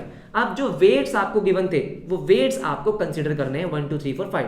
तो सबसे पहले वाले साल का वेट 1 था, यस, तो मैं क्या करूंगा, नॉर्मल प्रॉफिट को वेट से मल्टीप्लाई करूंगा। अपने नॉर्मल प्रॉफिट को वेट से मल्टीप्लाई करूंगा तो मेरे पास क्या आ जाएगा सर, वेटेड प्रॉफिट आ जाएगा। This is weighted profit, yes, normal profit multiply by weights. अब बात आती है 15-16 की। 15-16 में और कोई एडजस्टमेंट नहीं है, अगेन सिर्फ 40,000 माइनस करने, जो कि मैंने आपको यहाँ पे करके दिखा रखा है। ये आया आपका नॉर्मल प्रॉफिट 1 लाख और सेकंड ईयर का वेट कितना 2, तो हमने 1 लाख को 2 से मल्टीप्लाई किया, हमारा वेटेड प्रॉफिट 2 लाख रुपए आ गया। गॉट इट, ठीक है सर। इसके बाद आते हैं किस पे, 16-17 पे। हाँ, इसमें भी और कोई एडजस्टमेंट तो नहीं थी सर, 40,000 माइनस ही करना है। हाँ जी, माइनस ही करना है, तो 40,000 माइनस किया, 120 प्रॉफिट आपको गिवन था, 80,000 हो गया। थर्ड ईयर वेट आपका 3 है, 240 आ गया, इजी, कोई दिक्कत नहीं है। अब आते हैं नेक्स्ट 2 ईयर्स पे, जिसमें सबसे ज्यादा एडजस्टमेंट्स थी, है ना। इसको आप आराम से दिखा सकते हो। सर 55,000 का प्रॉफिट था। सबसे पहले हमने एडजस्टमेंट क्या करी, जो 1 लाख रुपए आपने गलती से प्रॉफिट से माइनस कर दिए थे, पहले हमने क्या किया, पहले हमने उस 1 लाख को ऐड किया। दिख रहा है ना आपको, यस सर, बिल्कुल। फिर हमें जो डेप्रीसिएशन माइनस करना था वो माइनस किया था हमने। यहाँ पे 15,000 का क्या निकाला था, डेप्रीसिएशन, तो 15,000 का डेप्रीसिएशन हमने यहाँ से माइनस किया। Got it. और अगले साल का डेप्रीसिएशन कितना है, 17,000, तो आप देखोगे तो अगले साल 17,000 हमने डेप्रीसिएशन माइनस कर रखा है। ये हमारी डेप्रिसिएशन की एडजस्टमेंट थी। अब इसके बाद क्लोजिंग स्टॉक वाली, हाँ जी, तो 17-18 में आपको क्लोजिंग स्टॉक 50,000 ऐड करना था, हाँ जी, और अगले साल ओपनिंग स्टॉक का 50,000 माइनस करना था। तो आपको दिख रहा होगा ब्रैकेट में, bracket means negative, done sir. और आपको पता है इन दोनों सालों में भी आपको रेम्यूनरेशन माइनस करनी है, तो यहाँ पे आपको दिख रही है -40,000, -40,000, ईजी, कुछ दिक्कत नहीं है, जितनी मर्जी एडजस्टमेंट हो आराम से कर लेंगे। हाँ जी, बिल्कुल। ऐसे ही फोर्थ ईयर का आपको लिया आपने क्या, वेट 4 और लास्ट ईयर का 5 मल्टीप्लाई किया, तो सारे आपके क्या आ गए, वेटेड प्रॉफिट आ गए, है ना, वेटेड प्रॉफिट आ गए। सर हमने इसका टोटल किया, this is called total weighted profit. लेकिन अगर मुझे क्या निकालना है, वेटेड एवरेज प्रॉफिट, क्या निकालना है सर, वेटेड एवरेज प्रॉफिट, तो मुझे तो एवरेज प्रॉफिट चाहिए, बिल्कुल। तो जो भी आपके वेटेड प्रॉफिट का टोटल आता है, इसको हम डिवाइड किससे करते हैं, हम डिवाइड करते हैं जो वेट का टोटल होता है। यहाँ पे नंबर ऑफ ईयर से डिवाइड नहीं करते, नहीं, वेट्स के टोटल से डिवाइड करते हैं। जो ये 1 + 2 + 3 + 4 + 5, हाँ जी, कितना 15, यस, 15 से डिवाइड करेंगे और आपका वेटेड एवरेज प्रॉफिट आ जाएगा 1,25,000। नंबर ऑफ ईयर्स परचेज आपको 3 गिवन था, यस और नो, तो 3 से मल्टीप्लाई किया, आपकी क्या आ गई सर, आपकी आ गई गुडविल। बात समझ में आ गई, आई होप समझ में आ गया होगा। देखो मैंने यहाँ पे लिखा भी हुआ है, remuneration of old partners to be considered, okay, सब कुछ लिखा हुआ है। आ जाओ sir, next method super profit. हमने एवरेज प्रॉफिट मेथड के सारे इंपॉर्टेंट पॉइंट्स कवर कर लिए, ठीक है। अब नॉर्मल प्रॉफिट, रेम्यूनरेशन सब कवर कर लिया हमने, टेंशन की बात नहीं। सुपर प्रॉफिट में क्या है, ध्यान से देखो। सुपर प्रॉफिट सिंपल है। सुपर प्रॉफिट निकालने का तरीका क्या होता है कि जो भी आपका एवरेज प्रॉफिट है उसमें से आपको माइनस करना होता है सर क्या, normal profit, AP minus NP. Average profit जैसे जिस तरीके से हमने निकालना सीखा है, बिल्कुल उसी तरीके से निकालना है, ठीक है सर, बिल्कुल उसी तरीके से निकालना है, एग्जैक्ट उसी तरीके से। नॉर्मल प्रॉफिट को निकालने का तरीका क्या होता है कि सबसे पहले हम कैलकुलेट करते हैं कैपिटल एम्प्लॉयड, जो कि बहुत इंपॉर्टेंट है, डिटेल में डिस्कस करेंगे। इसको हम मल्टीप्लाई करते हैं नॉर्मल रेट ऑफ रिटर्न से, ओके, किससे sir, normal rate of return से, जो क्वेश्चन में हमेशा आपको गिवन होता है कि normally on a average basis बाकी बिजनेस कितने परसेंटेज से प्रॉफिट कमा रहे हैं, that is normal rate of return. Capital employed निकालने के सबको पता है 2 तरीके हैं, हमने रेशियोज में भी पढ़ा है, हर जगह पढ़ा है, बिल्कुल पढ़ा है, ठीक है। कैपिटल एम्प्लॉयड निकालने के 2 तरीके हैं, एक तो लायबिलिटी साइड से, एक एसेट साइड से, बिल्कुल सही बात है सर। अगर हम बात करेंगे लायबिलिटी साइड से, तो वहां पे क्या होता है, सुन लो, बहुत बच्चों को कंफ्यूजन है इसमें।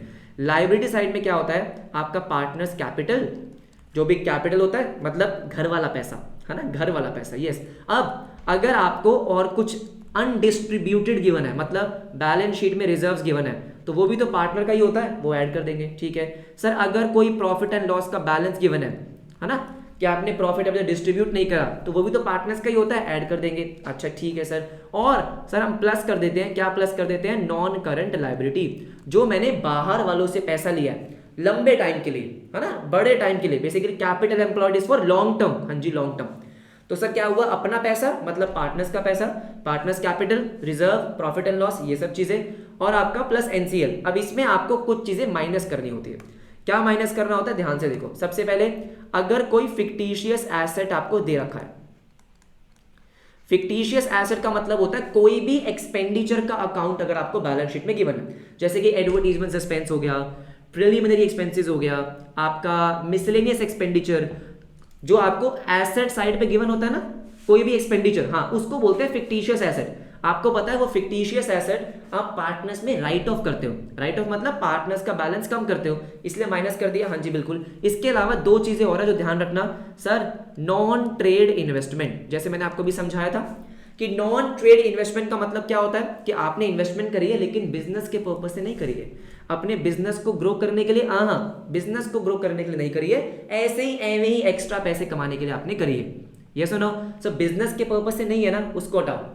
हम गुडविल निकाल रहे हैं अपने बिजनेस की, बिल्कुल। कैपिटल एम्प्लॉयड का मतलब आपने अपने बिजनेस के लिए कितना पैसा इन्वेस्ट कर रखा है, कितना पैसा आपने बिजनेस के लिए लगा रखा है, बिल्कुल सही, तो उसको हटा देंगे। हाँ जी बिल्कुल उसको हटा देंगे। और सर अगर ऑलरेडी कोई गुडविल आपको बैलेंस शीट में गिवन है, एग्जिस्टिंग गुडविल जिसको आप बोलते हो, ऑलरेडी अगर कोई गुडविल गिवन है तो उसको हम क्या करते हैं, पार्टनर्स में राइट ऑफ, तो इसलिए हमने क्या करा, माइनस कर दिया। यार अब तो मैं नई गुडविल निकाल रहा हूं ना अपने बिजनेस की, तो पुरानी गुडविल को अरे हटाओ हटाओ हटाओ। बात समझ में आ गई? ये तीन चीजें आपको माइनस करनी होती है। हाँ जी, fictitious asset, non trade investment और आपका गुडविल। सर ये हमारी लाइबिलिटी साइड की अप्रोच होती है जिसके हम क्वेश्चंस भी बहुत सारे करने वाले हैं। कैपिटल एम्प्लॉयड निकालना हम आराम से समझ जाएंगे। दूसरा होता है एसेट साइड। बचा क्या सर, बैलेंस शीट में क्या बच गया, एक तो आपका आता है टोटल एसेट्स, टोटल एसेट्स, इसमें से माइनस कर देते हैं हम क्या, करंट लाइबिलिटी। या अगर आप बैलेंस शीट इमेजिन करोगे तो बैलेंस शीट में क्या आता है, यहाँ पे शेयर होल्डर फंड्स, हाँ नॉन करंट लाइबिलिटी, क्या बच गया था, करंट लाइबिलिटी। आपने शेयर होल्डर फंड्स और नॉन करंट लाइबिलिटी ले लिया, बिल्कुल ले लिया, बचा क्या, करंट लाइबिलिटी। और इस साइड पे क्या होता है, टोटल एसेट, तो total asset minus current liability. बात समझ में आ गई, समझाया हुआ मैंने आपको पहले भी ये सब। अब ये आया total asset minus current liability, इसमें से भी ये तीन चीजें माइनस होती है ना, यही सेम तीन चीजें माइनस होती है, बिल्कुल सही। माइनस फिक्टिशियस एसेट्स, अच्छा माइनस नॉन ट्रेड इन्वेस्टमेंट और माइनस गुडविल, सेम। हाँ जी बिल्कुल डिट्टो सेम, बहुत ही आसान है। हाँ जी बहुत ही आसान है, बात समझ में आ गई। उसके बाद एक इंपॉर्टेंट चीज, अगर आपको बैलेंस शीट में सिर्फ क्या वर्ड मेंशन है, इन्वेस्टमेंट, ये मैं गुडविल की बात कर रहा हूं, अगर इन्वेस्टमेंट मेंशन है तो आप उसको क्या एज्यूम करोगे, that is a non trade investment. और अगर नॉन ट्रेड इन्वेस्टमेंट है तो हम क्या कर देंगे, माइनस कर देंगे। हाँ जी बिल्कुल, अगर कुछ भी मेंशन नहीं है। आओ फटाफट से क्वेश्चन करते हैं, देखो देखो देखो, आज बढ़िया बढ़िया क्वेश्चन कराऊंगा आपको, टेंशन मत लो। Average profit earned by the firm is 80,000, बहुत ही सिंपल सा क्वेश्चन है लेकिन अच्छा क्वेश्चन है तो मैं आपको करवा रहा हूँ। आपको क्या बोला है, average profit earned by the firm कितना है, 80,000, ठीक है। नाउ इसके बाद लिखा है which includes under valuation of stock of rupees 8,000 on average basis. क्या मतलब है कि भाई इस प्रॉफिट में अंडर वैल्यूएशन ऑफ स्टॉक है। अब भाई कौन सा स्टॉक, कुछ भी मेंशन नहीं है, हमेशा क्या एज्यूम करेंगे, क्लोजिंग स्टॉक। क्यों, क्योंकि वैल्यू है हमेशा, जो वैल्यू है वो हम हमेशा क्लोजिंग स्टॉक की निकालते हैं। जैसे मैंने आपको बताया कि क्लोजिंग स्टॉक अंडर वैल्यू है तो अगले साल का ओपनिंग स्टॉक भी अंडर वैल्यू होगा, तो पहले हमेशा वैल्यू किसकी निकलती है, क्लोजिंग स्टॉक की निकलती है, ठीक है। तो कुछ भी मेंशन नहीं है तो क्या मानेंगे सर, क्लोजिंग स्टॉक मानेंगे। अब देखो आपको बोला एवरेज प्रॉफिट वैसे तो 80,000 है लेकिन इसमें हमारा क्लोजिंग स्टॉक है जो अंडर वैल्यू है, तो मुझे बताओ एडजस्ट करने के बाद मेरा एवरेज प्रॉफिट क्या आएगा। एडजस्ट करने के बाद एवरेज प्रॉफिट क्या आएगा, आपको पता है मैंने आपको समझाया हुआ है कि क्लोजिंग स्टॉक को आपको क्या मान लेना है सर, क्लोजिंग स्टॉक को इनकम मान लेना है। हाँ जी बिल्कुल, अगर इनकम अंडर वैल्यू है तो प्लस कर देंगे। हाँ जी 80 + 8 इज इक्वल टू 88,000, है ना, यही हमने निकाला था बिल्कुल। उसके बाद बोला capital invested in the business is 8 lakh. आपको बोला कि बिजनेस में जो आपने कैपिटल इन्वेस्ट कर रखी है दैट इज 8 लाख और नॉर्मल रेट ऑफ रिटर्न 8% है। तो बहुत ही सिंपल है, यहां पे आपको सिर्फ क्या बोला, कैपिटल इन्वेस्टेड, और कुछ इंफॉर्मेशन गिवन नहीं है, नहीं, तो इसी को हम क्या मान लेंगे सर, कैपिटल एम्प्लॉयड, क्योंकि और कुछ दिया नहीं है ना हमको। तो ये हमारा 8 लाख रुपीस का क्या हो जाएगा सर, कैपिटल एम्प्लॉयड। हाँ जी, आपको बोला है नॉर्मल रेट ऑफ रिटर्न 8% है, तो क्या मैं नॉर्मल प्रॉफिट निकाल लूंगा, हाँ 8 लाख का कैपिटल एम्प्लॉयड है, 8% का नॉर्मल प्रॉफिट है, अरे हो गया रे हो गया। क्वेश्चन 64,000, हाँ जी 64,000, तो क्या हम आराम से सुपर प्रॉफिट निकाल लेंगे, अरे सुपर से भी ऊपर प्रॉफिट। देखो 88,000 मेरा एवरेज है, 64 आप नॉर्मल निकाल रहे हो, है ना सर। एवरेज मतलब जो प्रॉफिट मैं कमा रहा हूं, नॉर्मल प्रॉफिट मतलब कि जो बाकी लोग कमा रहे हैं, तो मैं ज्यादा कितना कमा रहा हूं वो मेरी गुडविल है सर। ये मैं 24,000 सॉरी 24 आएगा ना, हाँ मैंने यहाँ पे कैलकुलेशन गलत कर रखी है, 88 - 64, बताओ सर क्या करते हो आप। हाँ बेटा कभी कभी गलती हो जाती है, कितना आएगा ये, 24,000 आएगा, है ना। और आपको क्या बोला था, 7 टाइम्स सुपर प्रॉफिट, आपको गुडविल निकालनी है 7 टाइम्स सुपर प्रॉफिट, तो बोल सकते हो कि नंबर ऑफ ईयर्स परचेज 7 है। हाँ जी, तो हम 24 को 7 से मल्टीप्लाई करेंगे सर, यहाँ 24 आएगा, तो आपकी गुडविल कितनी आ जाएगी sir, 1,68,000। How much 1,68,000 perfect. Simple सा क्वेश्चन था। हाँ, अब एक बहुत ही बढ़िया क्वेश्चन पे चलते हैं, आ जाओ, जिसमें कैपिटल एम्प्लॉयड निकालने में आपको थोड़ी मेहनत करनी पड़ेगी। देखते हैं, कॉन्सेप्ट क्लियर हो जाएगा। देखो, वरुण और Karun, they are partners for equal shares, they admit Lata into partnership for 1/4 share. It was agreed to value goodwill on the basis of 4 years purchase of super profit। तो मतलब सुपर प्रॉफिट निकालना पड़ेगा। हाँ जी, normal rate of return आपको दे रखा है 15% और average profit भी दे रखा है। तो मेनली मुझे यहाँ पे क्या निकालना है, कैपिटल एम्प्लॉयड। ये क्वेश्चन ही उसी तरीके से डिजाइंड है कि मुझे क्या निकालना है सर, कैपिटल एम्प्लॉयड। तो आराम से निकालेंगे, मैं आपको दोनों मेथड से निकाल के दिखाता हूँ। कैपिटल एम्प्लॉयड एक बहुत इंपॉर्टेंट टॉपिक है, कैपिटल एम्प्लॉयड, ठीक है। देखो सर, अगर हम बात करते हैं लाइबिलिटी साइड की, दोनों तरीके से निकालते हैं ना, कॉन्सेप्ट को क्लियर करके चलते हैं। एसेट साइड की, यस सर। देखो सर, अगर लाइबिलिटी साइड की बात करें तो आपको यहाँ पे कैपिटल दिख रहा है, बिल्कुल दिख रहा है, 5 + 5 10। हाँ जी, तो सबसे पहले 10 लाख रुपीस। ओके, क्या आपको यहाँ पे लॉन्ग टर्म लोन दिख रहा है? हाँ जी, बिल्कुल दिख रहा है, प्लस 5,50,000। ये आपका लोन आ गया 5,50,000, क्योंकि लॉन्ग टर्म लोन है, ठीक है सर। उसके बाद तो ये सारी करंट लाइबिलिटी है, कोई रिजर्व नहीं है, प्रॉफिट नहीं है, कुछ नहीं है। इसमें से अब आपको 3 चीजें माइनस करनी होती है, तीनों का ध्यान रखेंगे। सबसे पहले फिक्टिशियस एसेट। देखो यहाँ पे आपको दे रखा है एडवर्टीजमेंट सस्पेंस, क्या ये फिक्टिशियस एसेट होता है? हाँ जी बिल्कुल, तो 50,000 माइनस। Okay right sir. उसके अलावा आपकी नॉन ट्रेड इन्वेस्टमेंट गिवन है। देखो यहाँ पे इन्वेस्टमेंट के आगे क्या लिखा हुआ, ट्रेड। तो ट्रेड इन्वेस्टमेंट तो भाई मेरे बिजनेस के पर्पस की इन्वेस्टमेंट है, उसको नहीं माइनस करने का, नहीं। उसके बाद गुडविल, क्या गुडविल मेंशन है? नहीं, बस इतना ही है, बस इतना ही है। तो 10 लाख प्लस 550 और माइनस 50, सर मेरा कैपिटल एम्प्लॉयड लाइबिलिटी साइड से 15 लाख रुपीज आ रहा है। एसेट साइड से भी निकाल लेते हैं। आप सबसे पहले क्या ले लो, टोटल एसेट। तो टोटल एसेट आपके कितने हैं सर? 19,50,000। कितने हैं? 19,50,000। यस, माइनस करेंगे इसमें से, क्या माइनस करेंगे? Current liabilities. ये तीनों आपकी करंट लाइबिलिटी है। Sundry creditors, outstanding expenses, advance from customers, ये क्या माने जाएंगे? तीनों आपकी करंट। 2 लाख प्लस 50, 2 लाख 50 और 150, 4 लाख ना। हाँ, तो 4 लाख आपको ये माइनस हो गया, ठीक है सर। अगेन इसमें से भी 3 चीजें माइनस होती है। यहाँ पे आपको फिक्टिशियस एसेट दे रखा है 50,000, बस। हाँ जी, आंसर सेम आएगा, एब्सोल्युटली यस, 15 लाख रुपीस, है ना। तो मेरे पास कैपिटल एम्प्लॉयड आ चुका है। नॉर्मल रेट ऑफ रिटर्न कितना है? 15%। तो मेरा नॉर्मल प्रॉफिट आ जाएगा ना दोस्त, 15 लाख रुपए का 15% कितना हो गया? 2,25,000। Done, yes. आपके पास एवरेज प्रॉफिट पहले से ही है कितना? 4 लाख रुपए। डन डन डन डन, हाँ जी बिल्कुल। तो अब क्या हो जाएगा सर? अब आपका सुपर प्रॉफिट आ जाएगा। सुपर प्रॉफिट आ गया 1,75,000। यस, हाँ जी बिल्कुल। गुडविल कैसे आएगी? नंबर ऑफ ईयर्स परचेज से मल्टीप्लाई करके, 4 से मल्टीप्लाई करेंगे तो 7 लाख रुपीज आंसर आ जाएगा। कुछ भी नहीं है, कॉन्सेप्ट आपका क्लियर होना चाहिए बस। यस और नो, बात समझ में आ गई ना अपने को? यस सर, आ जाओ सर। इसके बाद एक नेक्स्ट मेथड और लास्ट मेथड होता है capitalization of average profit, capitalization of super profit. ये 2 होते हैं, ठीक है। कैपिटलाइजेशन मेथड में क्या होता है? उल्टा चलना होता है। उल्टा मतलब ध्यान से समझते हैं। सबसे पहले कैपिटलाइजेशन ऑफ एवरेज प्रॉफिट। हाँ जी सर, इसमें गुडविल कैसे निकलती है? तो ध्यान से समझो, इसमें गुडविल निकालने का तरीका क्या होता है। सबसे पहले आपको एक चीज निकालनी होती है जिसको हम क्या बोलते हैं? कैपिटलाइज वैल्यू ऑफ बिजनेस या कैपिटलाइज वैल्यू ऑफ फर्म। इसका मतलब होता है कि जो आप एवरेज प्रॉफिट कमा रहे हो, हाँ जी, अगर कोई बाकी बिजनेस भी उतना ही प्रॉफिट कमाना चाहे sir, normal rate of return से। नॉर्मल रेट ऑफ रिटर्न का मतलब क्या होता है? कि जो बाकी बिजनेस कमा रहे हैं, जिस परसेंटेज से कमा रहे हैं, जो क्वेश्चन में गिवन होता है, मान लो 10% से 20% से, हाँ, तो जितना प्रॉफिट मैं कमा रहा हूं, हाँ जी, अगर उसी परसेंटेज से कमाया जाए, नॉर्मल रेट ऑफ रिटर्न से कमाया जाए, तो कितना पैसा आपको लगाना पड़ेगा? दोबारा सुन लो कि सर मैं जितना भी प्रॉफिट अर्न कर रहा हूं, हाँ, अगर कोई नॉर्मल बिजनेस, जो बाकी मेरे बिजनेस हैं छोटे मोटे, हाँ, अगर वो भी उतना ही प्रॉफिट कमाना चाहे तो उनको कितना पैसा लगाना पड़ेगा? अच्छा, माइनस मैंने कितना पैसा लगाया हुआ है, दैट इज नेट एसेट या कैपिटल एम्प्लॉयड। तो हम गुडविल कैसे निकालते हैं? क्या जो प्रॉफिट मैं कमा रहा हूं, यस, अगर नॉर्मल रेट ऑफ रिटर्न से कमाया जाए तो कितना पैसा लगेगा, माइनस मैं कितना पैसा लगा रहा हूं। तो जितना पैसा आपका कम लग रहा है, दैट इज योर गुडविल।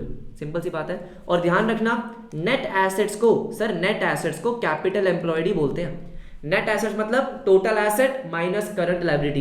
तो कैपिटल एम्प्लॉयड हो या नेट एसेट हो, एक ही बात है। यस और नो? तो आपका फॉर्मूला क्या होता है इसमें? Capitalize value of firm minus capital employed या माइनस नेट एसेट्स। यहाँ पे नंबर ऑफ ईयर्स परचेज का कोई कॉन्सेप्ट नहीं होता है। आओ फटाफट से कुछ बहुत ही बढ़िया क्वेश्चंस करेंगे, आ जाओ। Question A, B or C, sir they were partners in a business. All right, balance in their capital and current account as follows. अब कैपिटल और करंट अकाउंट दोनों गिवन है आपको, मजा आएगा। आ जाओ देखो सब। सर ये आपके कैपिटल अकाउंट है A, B और C के 6, 5 और 5।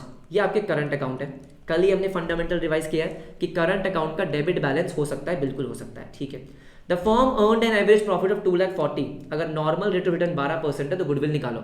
अब इसमें सब एक इंपॉर्टेंट कॉन्सेप्ट है, क्या सुनो। जब भी मैं अपनी कैपिटल एम्प्लॉयड निकालूंगा, कैपिटल एम्प्लॉयड का फॉर्मूला क्या था कि जितनी कैपिटल है प्लस रिजर्व वो सब चीजें, हाँ। तो क्या उसमें करंट अकाउंट भी आएगा? आप खुद सोचो, ऑफ कोर्स आएगा। सर पार्टनर्स की कैपिटल जो है, हाँ, उसमें क्या करंट अकाउंट भी आता है? हाँ जी बिल्कुल आता है भाई। कैपिटल मतलब अगर फ्लक्चुएटिंग से कर रहे हो तो सिर्फ कैपिटल एक ही अकाउंट बनता है, लेकिन अगर फिक्स्ड मेथड से कर रहे हो तो कैपिटल और करंट दोनों ही है, तो कैपिटल का ही पार्ट ना, पार्टनर्स की कैपिटल है, हाँ जी बिल्कुल। तो ये मत सोचना कि करंट अकाउंट नहीं आएगा, नहीं सर दोनों आएंगे, बिल्कुल आएंगे। तो हम क्या करेंगे, तीनों का टोटल करेंगे, बिल्कुल। अगर हम कैपिटल अकाउंट का टोटल करें 6, 5, 11, 5, 16, ये आ गया 16 लाख रुपीस। कितना आ गया? 16 लाख। हाँ, अब करंट अकाउंट की बात करते हैं। करंट अकाउंट अगर आप देखोगे सर, डेबिट का मतलब क्या होता है? नेगेटिव बैलेंस ना। अगर किसी पार्टनर का डेबिट बैलेंस है that is negative balance, yes. 30,000 negative balance 10,000, तो इसका मतलब 60, 30, 90, 10, सर नेगेटिव 80,000 करंट अकाउंट आ गया। तो ये कितना आ जाएगा? 16 लाख प्लस नेगेटिव 80, 15,20,000। एम आई राइट? कितना आ जाएगा सर? ये 15,20,000। ये मेरा क्या आ गया? कैपिटल एम्प्लॉयड, क्योंकि यहाँ पे कोई रिजर्व, प्रॉफिट एंड लॉस कुछ भी गिवन नहीं है, तो यही मेरी कैपिटल एम्प्लॉयड मानी जाएगी। यहाँ पे इंपॉर्टेंट कॉन्सेप्ट यही था। नॉर्मल रेट ऑफ रिटर्न 12% है, तो हम आराम से नॉर्मल प्रॉफिट निकाल सकते हैं। 15,20,000 का 12% इज इक्वल्स टू 1,82,400। यस, आपके पास एवरेज प्रॉफिट तो ऑलरेडी पहले से ही है। अरे पहले से ही है, हाँ जी पहले से ही है। ये सुनो, मुझे बताओ सर क्या मुझे ये सब करने की जरूरत है? नहीं सर, बिल्कुल भी नहीं। ये सुनो सर, यहाँ पे ये सब नहीं करना, नहीं। कई बार बच्चे इसी में कंफ्यूज होते हैं, ठीक है। मैंने अभी क्या निकाला है सर? मैंने अभी कैपिटल एम्प्लॉयड निकाला है, यस। अब मुझे क्या चाहिए सर? जब मैं कैपिटलाइजेशन कर रहा हूं, capitalization of average profit, yes sir, मुझे सुपर प्रॉफिट मल्टीप्लाई कुछ नहीं करना। अब मुझे क्या चाहिए? Capitalize value of firm. क्या चाहिए sir? Capitalize value of firm. कैसे निकालते हैं? सिंपल है। आपका एवरेज प्रॉफिट कितना है? 2,40,000, यस। अब ये 2,40,000 रुपीज कमाने के लिए अगर नॉर्मल रेट ऑफ रिटर्न से कमाया जाए तो कितना पैसा लगेगा? सर क्या करते हैं, नॉर्मल रेट ऑफ रिटर्न को रेसिप्रोकल कर लेते हैं, मतलब 100 अपॉन में normal rate of return that is 12। क्या फॉर्मूला हुआ इसका कि average profit multiply bye 100 upon में एनआरआर, हाँ जी बिल्कुल। तो 2,40,000 multiply by 100 divided by 12, sir ये आता है आपका 20 लाख रुपए। कितना? 20 लाख रुपए। तो गुडविल कैसे आ गई? देखो, जितना प्रॉफिट आप कमा रहे हो, अगर कोई और भी कमाना चाहे नॉर्मल रेट ऑफ रिटर्न से, तो उसको 20 लाख रुपए लगाने पड़ेंगे। लेकिन आपने कितना पैसा लगा रखा है? 15,20,000। आपने लगा रखा है 15,20,000। तो ये जो आपके पैसे बच रहे हैं यही आपकी गुडविल है, 4,80,000। सिंपल, हाँ जी सिंपल। बात समझ में आ गई? ठीक है। फॉर्मूले को आपको ध्यान रखना, भूलना नहीं है, समझा भी दिया मैंने।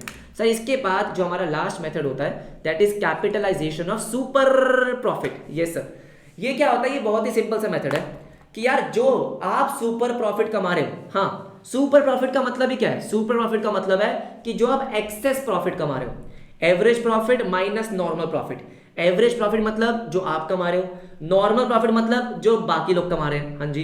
एक्सेस प्रॉफिट जो आप अर्न कर रहे हो, अगर यही एक्सेस प्रॉफिट बाकी लोग भी कमाना चाहें, सर उनको कितना पैसा लगाना पड़ेगा? That is capitalization of super profit. और मजे की बात क्या है? मजे की बात है कैपिटलाइजेशन ऑफ एवरेज प्रॉफिट से और कैपिटलाइजेशन ऑफ सुपर प्रॉफिट से, दोनों मेथड से आंसर सेम आता है। ये बस एक लौते मेथड है जिससे आंसर सेम आता है, राइट? हाँ जी बिल्कुल सेम आता है। ठीक है सर, ठीक है। क्या फॉर्मूला है इसका? बहुत ही सिंपल सा फॉर्मूला है, super profit multiply bye 100 upon NRR. जैसे मैंने बोला सुपर प्रॉफिट कमाने के लिए कितना पैसा लगेगा, तो क्या करेंगे? नॉर्मल रेट ऑफ रिटर्न का रेसिप्रोकल। जैसे हमने यहां पे किया ना कि एवरेज प्रॉफिट कमाने के लिए कितना पैसा लगेगा, average profit multiply bye reciprocal of normal rate of return, वही हमें सुपर प्रॉफिट के साथ करना होगा। ठीक है, देखो अगर मैं इसी क्वेश्चन में निकालूं, सेम क्वेश्चन में, हाँ जी सेम क्वेश्चन में निकालता हूं, किससे सर, हमारे सुपर प्रॉफिट से। तो देखो ध्यान से, है ना, आपको और भी क्लियर हो जाएगा। देखते हैं सर, अगर हम यहाँ पे निकालें पहले तो नॉर्मल प्रॉफिट, क्या निकालेंगे, पहले नॉर्मल प्रॉफिट निकालेंगे। कैसे निकालते थे, जो भी आपकी कैपिटल एम्प्लॉयड है 15,20,000 है, yes sir, multiply by 100 upon में, सर क्या 100 upon, sorry multiply by 12 upon में 100। हम क्या निकाल रहे हैं सर, नॉर्मल प्रॉफिट निकाल रहे हैं ना, तो capital employed multiply by normal rate of return, तो 15,20,000 मल्टीप्लाई बाय 12%, ये होता है 1,82,400। ये क्या आ गया, नॉर्मल प्रॉफिट। आपके पास एवरेज प्रॉफिट तो पहले से ही है, हाँ, तो आपके पास क्या आ जाएगा सर, सुपर प्रॉफिट आ जाएगा। 2,40,000 माइनस 1,82,400, सर 57,600, ये मेरा क्या आ गया, सुपर प्रॉफिट। हाँ, अब ये वाला मेथड क्या बोलता है कि सुपर प्रॉफिट कमाने के लिए कितना पैसा लगेगा बाकियों को, वो आपकी गुडविल है। तो मतलब 57,600 multiply by normal rate of return का रेसिप्रोकल 100 अपॉन में 12 करके देखिए, बिल्कुल कितना आ रहा है सर, 4,80,000। ओ दोनों से सेम आया, वही तो मैं आपको बोल रहा था कि दोनों से सेम ही आएगा। क्लियर हो गया, आओ नेक्स्ट क्वेश्चन देखते हैं। देखो क्वेश्चन क्या बोल रहा है sir, on 1 April 2018 a firm had assets of ₹1 lakh excluding stock, मतलब स्टॉक नहीं इंक्लूड किया। क्यों भाई, ये क्या बात हुई, assets of ₹1 lakh excluding stock of 20,000, ये क्या बात है भाई, स्टॉक भी तो एसेट का ही पार्ट है। हाँ मजे ले रहे हैं आपके, और कुछ नहीं। तो आपके एसेट्स एक्चुअली में कितने हैं, 1,20,000, ऐसे ही मजे ले रहे हैं। ठीक है, द करंट लाइबिलिटीज वर 10,000, आपको बोला है करंट लाइबिलिटी 10,000 रुपीज है। ठीक है, balance constituted partners capital account, balance capital account है। अच्छा ठीक है सर, पहले तो इसको देख लेते हैं, पहले इसको देख लेते हैं। ठीक है सर, देखो आपको क्या बोला है, देखो अगर हम बैलेंस शीट देखेंगे, आपको टोटल एसेट दे रखे हैं 1,20,000, ये एसेट हो गया, ये हमारा लाइबिलिटी वाला पार्ट हो गया 1,20,000। यस, आपको क्या बोल दिया, करंट लाइबिलिटी 10,000 है, तो यहाँ पे आती है करंट लाइबिलिटी। यस बिल्कुल, थोड़ा ऊपर लिखते हैं इसको, हाँ जी, करंट लाइबिलिटी क्या आ गई, 10,000। यस, कह रहा है बाकी जो बच गया वो पार्टनर्स कैपिटल, बाकी कितना बचता है आपको पता है, दोनों साइड का टोटल 120 होता है, तो बाकी कितना होगा 1,10,000। बात समझ में आ गई। सो पार्टनर्स कैपिटल इसका मतलब क्या है, 1,10,000। ठीक है, if the normal rate of return is 8%, goodwill निकालनी है। अच्छा गुडविल दे रखी है आपको, गुडविल दे रखी है, देखो देखो, if the normal rate of return is 8%, the goodwill of the firm is valued at 60,000 at 4 years purchase. आपको एवरेज प्रॉफिट निकालना है। अच्छा चालू बन रहे हैं ये, चालू, हाँ जी बिल्कुल। ठीक है, देखो हमने निकाल लिया था कि हमारा पार्टनर्स कैपिटल 1,10,000 है।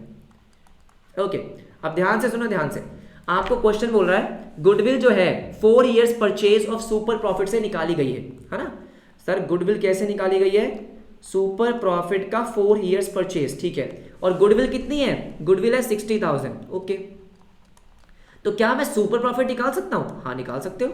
सुपर प्रॉफिट आ गया मेरा कितना, 15,000। ऑल राइट सर, लेकिन आपसे तो एवरेज प्रॉफिट बोला है, हाँ उस पर भी आते हैं। अब एक बार पहले आप क्या निकालो, नॉर्मल प्रॉफिट निकाल सकते हैं बिल्कुल। क्यों, क्योंकि पार्टनर्स कैपिटल आपको दे रखी है 1,10,000 रुपए, है ना। 1,10,000 की क्या है partners capital, yes sir, multiply it by normal rate of return, how much sir, 8%। ये हो जाएगा 88,000, 11,800, हाँ जी 88,000 ना, हाँ जी बिल्कुल 88,000। तो सुपर प्रॉफिट आपने कितना निकाला था सर, 15,000 रुपए। यस, नॉर्मल प्रॉफिट आपने कितना निकाल दिया, नहीं 8800, मैं वही कहूँ यार ज्यादा नहीं आ गई सर, 8800, सॉरी बेटा सॉरी। ठीक है, 1,10,000 मल्टीप्लाई बाय 8%, हाँ 8800, माई मिस्टेक। ओके 8800। यस, अब एवरेज प्रॉफिट मैं निकाल सकता हूँ, क्यों, क्योंकि आपको पता है कि super profit is equals to average profit minus normal profit. Super profit 15,000 रुपए है, एवरेज प्रॉफिट तो निकालना है, नॉर्मल प्रॉफिट 8800 है। यस, तो एवरेज प्रॉफिट आपका आ जाएगा 23,800 रुपए। सर हो गया, हाँ जी हो गया, 23,800, हाँ जी बिल्कुल, क्वेश्चन डन, हाँ जी question done. Sir sir sir sir sir last question है शायद ये, हाँ, और सबसे बेहतरीन क्वेश्चन भी है सर, लास्ट क्वेश्चन है गुडविल का। सब कुछ कवर करवा दिया, आप जाके चेक कर सकते हो, जाके चेक कर लो, कुछ छूट गया हो तो बता देना, कुछ भी छूटा नहीं है। ठीक है सर, ये लास्ट क्वेश्चन है और मजेदार, सब कुछ कवर कर दिया मैंने इस क्वेश्चन में। देखो, बड़ी enterprises is having 3 equal partners, they decided to change PSR, अच्छा वो सब ठीक है, और आपको बैलेंस शीट गिवन है, और बैलेंस शीट में काफी कुछ गिवन है इसमें, ठीक है, ऑलराइट। एडिशनल इन्फॉर्मेशन आपको बोला है, average profit earn by the firm is 165 which includes under valuation of stock 35,000, वही सब चीजें आ गई। गुडविल निकालनी है, capitalising super profits, normal profit 5%, yes. Basically इसमें सबसे इंपॉर्टेंट पार्ट है कैपिटल एम्प्लॉयड निकालना, है ना, बिल्कुल दोनों तरीके से निकालना सीख लेंगे, दोनों ही तरीके से, यस आ जाओ, बस वही सबसे इंपॉर्टेंट है, और तो कुछ है भी नहीं इसमें। कैपिटल एम्प्लॉयड सबसे पहले क्या करें सर, सबसे पहले आते हैं लायबिलिटी साइड पे, ठीक है। देखो सर यहाँ पे आपको कैपिटल अकाउंट भी गिवन है और करंट भी, तो इसका मतलब कैपिटल भी लेंगे, यस, और करंट भी लेंगे, अभी बताया था, यस सर।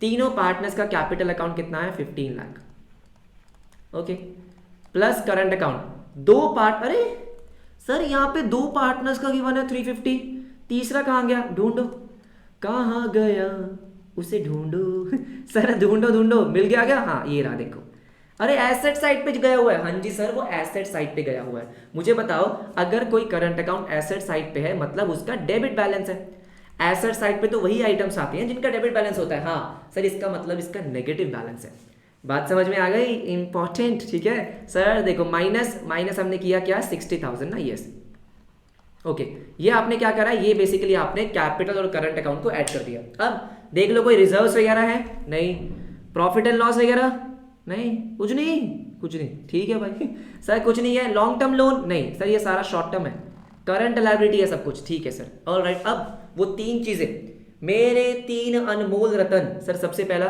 Fictitious asset. अब देखो सर यहाँ पे आपको प्रिलिमिनरी एक्सपेंसेस गिवन है, हाँ गिवन है ना, यस सर, तो 40,000 माइनस, है ना सर, हमें फिक्टिशियस एसेट माइनस करना होता है, बिल्कुल, और कुछ नहीं, और कुछ नहीं है, ठीक है, ऑलराइट सर। उसके बाद नॉन ट्रेड इन्वेस्टमेंट, अब देखो सर यहाँ पे इन्वेस्टमेंट, लेकिन ब्रैकेट में क्या लिख दिया, ट्रेड, अगर ब्रैकेट में ट्रेड नहीं लिखा होता तो हम क्या मानते सर, हम मानते उसको नॉन ट्रेड, ऑलराइट सर, ये यहाँ पे माइनस नहीं करेंगे। गुडविल, अरे अरे अरे अरे गुडविल भी गिवन है -130, तो माइनस किया हमने 130, यस, मैंने कहा ना कैपिटल एम्प्लॉयड ही इसका सबसे इंपॉर्टेंट पार्ट है, यस और नो, तो ये हमारा क्या आ जाएगा, कैपिटल एम्प्लॉयड निकाल लेते हैं, 15 लाख, हाँ जी, प्लस 350 -60 -40 -130, क्या आपका 1620 आ रहा है, बताओ ना सर, हमारा 1620 आ रहा है कैपिटल एम्प्लॉयड, ठीक है। ये मैंने कैसे किया है, लाइबिलिटी साइड से किया है, आओ जरा एसेट साइड से करते हैं, हटा दो इसको, हटा दो, हाँ एसेट साइड से भी निकालते हैं, देखते हैं सेम आएगा, बिल्कुल आएगा, आ जाओ सर। सबसे पहले total assets 23 lakh, yes 23 lakh, ठीक है, माइनस करंट लाइबिलिटी, ये आपकी सारी करंट लाइबिलिटी तो है, 40,000 प्लस 250 प्लस 150 प्लस 10,000, 4,50,000, तो -4,50,000। इसके बाद फिक्टिशियस एसेट वगैरह बिल्कुल सही, फिक्टिशियस एसेट आपका प्रिलिमिनरी एक्सपेंस है -40,000। सर नॉन ट्रेड इन्वेस्टमेंट तो नहीं है लेकिन गुडविल है, तो गुडविल को माइनस करो, कितनी दी, 1,30,000, हाँ। अब एक लास्ट आइटम, ध्यान से मेरी बात सुनो सर, आपके टोटल एसेट में एक करंट अकाउंट का बैलेंस भी तो इंक्लूडेड है, हाँ या ना सर, ये करंट अकाउंट भी तो आ रहा है, हाँ सर ये करंट अकाउंट है, ये एसेट वैसेट थोड़ी होता है, बिल्कुल सही, आपने इसको लाइबिलिटी वाले साइड में ले लिया ना, हाँ जी बिल्कुल ले लिया, माइनस कर दिया ना सर, ये भी माइनस होगा। ओ भाई मैं अपने एसेट साइड से कर रहा हूं, ये कैपिटल करंट को हटाओ रे हटाओ भाई, कैपिटल करंट हटाओ, बिल्कुल, तो करंट अकाउंट का जो बैलेंस आ रहा है उसको हटाना पड़ेगा, बिल्कुल, देखो आंसर सेम आएगा, बिल्कुल आएगा, 23 लाख -450 -40 -130 -60, कितना आ रहा है, 16,20,000, ये हमारा कैपिटल एम्प्लॉयड आ गया। इसके बाद क्वेश्चन में कुछ खास बचता नहीं है, ये हमारा सबसे इंपॉर्टेंट पार्ट था, ठीक है। सबसे पहले हम क्या निकाल लेते हैं सर, ये आ गया कैपिटल एम्प्लॉयड, जिसको हम नेट एसेट्स भी बोल देंगे, क्या बोल देंगे, नेट एसेट्स, हाँ जी बिल्कुल बोल देंगे। अब आपको कैपिटलाइजेशन ऑफ सुपर प्रॉफिट निकालना है ना, हाँ तो भाई पहले तो सुपर प्रॉफिट निकालो सर, सुपर प्रॉफिट निकाल लेते हैं, इसमें कौन सी बड़ी बात है। देखो सर सुपर प्रॉफिट निकालने से पहले नॉर्मल प्रॉफिट तो निकालो, आपका कैपिटल एम्प्लॉयड 16,20,000 है, नॉर्मल रेट ऑफ रिटर्न आपको दे रखा है 5% के अकॉर्डिंग, कितना हो गया 81,000, राइट। अब एवरेज प्रॉफिट में भी एक छोटी सी एडजस्टमेंट है, क्या है, वही under valuation of stock, stock given है मतलब क्लोजिंग स्टॉक, अंडर वैल्यू आपने स्टॉक को मतलब इनकम को कम दिखा रखा है तो प्लस कर देंगे, तो 165 + 35 ये आपका 2 लाख रुपए होता है। ओह ठीक है, तो हमारा सुपर प्रॉफिट आ जाएगा, बिल्कुल आ जाएगा, AP माइनस NP, AP मतलब 2 लाख माइनस NP 81, कितना 1,19,000, कितना सर 119, यस सर। अब आपको कैसे निकालना है, कैपिटलाइजेशन ऑफ सुपर प्रॉफिट, मतलब 1,19,000, yes, multiply by normal rate of return का रेसिप्रोकल 100/5। ओए होए ओए होए ओए होए, आंसर आ गया 23,80,000। गुडविल समाप्त हुई सर गुडविल समाप्त हुई। हाँ, मैं आपको इतनी एश्योरिटी दे सकता हूँ कि सर हमने सारे के सारे कॉन्सेप्ट्स कंप्लीट कर लिए, सारे इंपॉर्टेंट क्वेश्चंस कंप्लीट कर लिए। अगर आप ये PDF भी कर लोगे तो आपका काम खत्म। हाँ जी, आपका काम खत्म। प्रॉपर प्लानिंग के अकॉर्डिंग चल रहे हैं। फंडामेंटल कल करवा दिया था, गुडविल अभी करवा दिया है, साथ साथ कर लिया होगा। बस आपको क्या करना है सर, जो बच्चे यहाँ तक पहुँच गए हैं, क्या करना है, यहाँ पे नीचे लिख दो गुडविल, गुडविल डन। मुझे जानना है ना भाई, मुझे जानना है कौन कौन यहाँ तक पहुँचा है मेरे साथ साथ। अगर मैं मेहनत कर रहा हूँ तो मैं देखना चाहता हूँ कि मेरे बच्चे साथ साथ कौन कौन मेहनत कर रहे हैं, राइट। कमेंट में लिखना है गुडविल डन, और कोई डाउट होगा अगेन टेलीग्राम ग्रुप कमेंट में बोलो, उसी टाइम रिप्लाई करने वाला हूँ मैं, ठीक है। जैसे ही मैं मैसेज देखूंगा उसी टाइम रिप्लाई करूंगा। इंस्टाग्राम कहीं भी रिप्लाई कर दो, जो भी डाउट्स है आप पूछ सकते हो। इसके बाद की क्या प्लानिंग थी, इसके बाद की प्लानिंग थी कि आपको अभी सर आज ही क्या मिलेगी, रीवैल्यूएशन की वीडियो। टाइमिंग मैंने आपको बता रखी है, ठीक है, मुझे टाइम याद नहीं है लेकिन मैंने आपको बता रखा है। आई गेस 1-2 बजे के आसपास है शायद रीवैल्यूएशन की वीडियो आपको मिल जाएगी। हाँ, उसके बाद चेंज इन PSR है आज सर, उसके बाद चेंज इन PSR है और एडमिशन भी आज ही है। हाँ, ये सब कुछ आज कंप्लीट करना है। हाँ जी बिल्कुल, नेक्स्ट वीडियो रीवैल्यूएशन की वीडियो में आपसे मिलते हैं। तब तक के लिए अपना ध्यान रखो, अच्छे से पढ़ाई करते रहो, खाना प्रॉपरली खाओ, ब्रेक्स प्रॉपरली लो, पानी ढंग से पीते रहो और पढ़ाई करते रहो अच्छे से, ठीक है। मिलते हैं आपसे नेक्स्ट क्लास में, तब तक के लिए बाय बाय, टेक केयर।